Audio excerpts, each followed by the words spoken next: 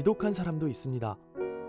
이 와중에도 돈을 위해 무슨 짓이든 서슴지 않는 탐욕을 보입니다. 사람들 피를 팔아 돈을 번 피해 왕 딩우이는 이번엔 망자에 대한 애도를 돈벌이 기회로 삼습니다.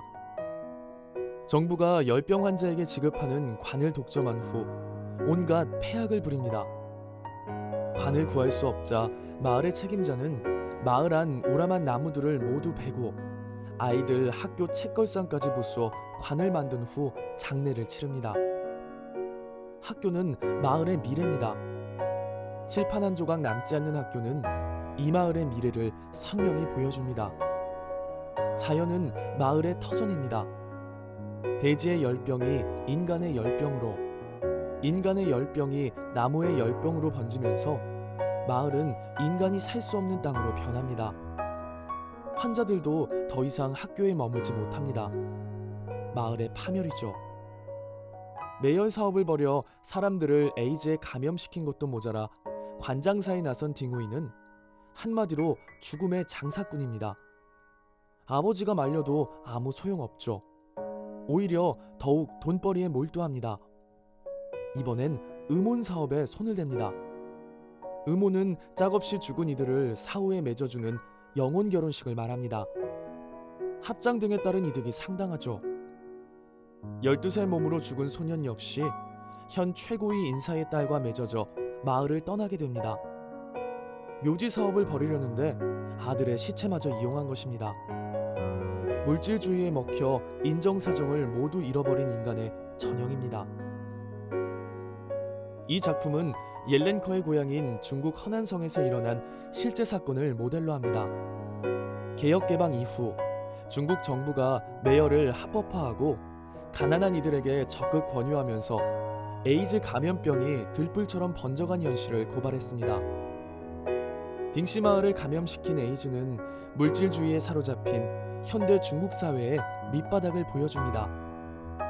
마을 사람들을 파멸로 몰아간 것은 에이즈 감염병이 아닙니다. 매열 사업, 즉 인간 생명을 돈으로 거래하는 자본주의 그 자체입니다. 그 결과는 모두의 파멸입니다. 마을 사람 전체가 살아있지만 죽은 것이나 다름없는 상태로 전락하는 것이죠. 황금빛 꿈에 빠진 인간은 물질의 탐욕에 속아 넘어가지만 감염병까지 속이지는 못했습니다.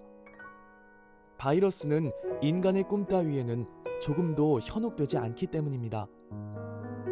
딩우이는 소년의 관을 떠매고 마을을 떠나려고 합니다.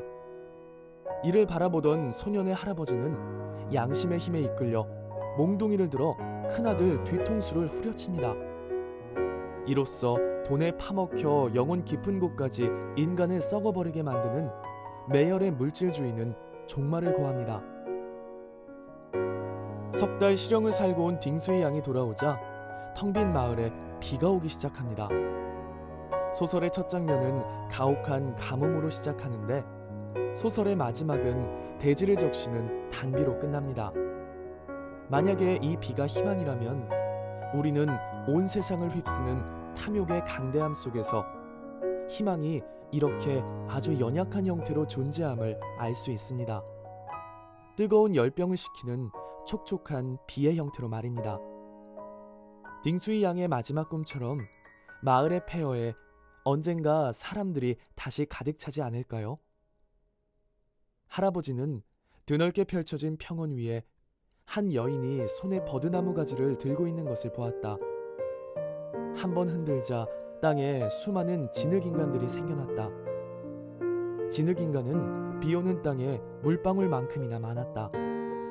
할아버지는 새롭게 펄쩍펄쩍 뛰기 시작하는 평원을 보았다. 인간의 물질적 탐욕과 그로 인해 닥쳐온 에이즈의 비극은 마을을 파멸시키지만 인간은 결코 좌절하지 않습니다. 언젠가 그 폐허 위에서 새롭게 싹이 피어날 것입니다. 고맙습니다.